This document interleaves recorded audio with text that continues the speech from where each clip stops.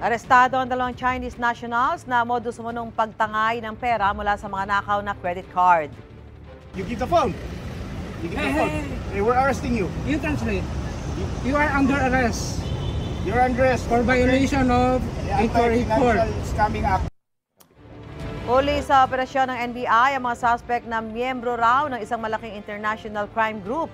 Gamit ng mga suspect sa pakikipagtransaksyon ang isang point of sale machine o POS na gamit sa mga establishmento para sa digital payment.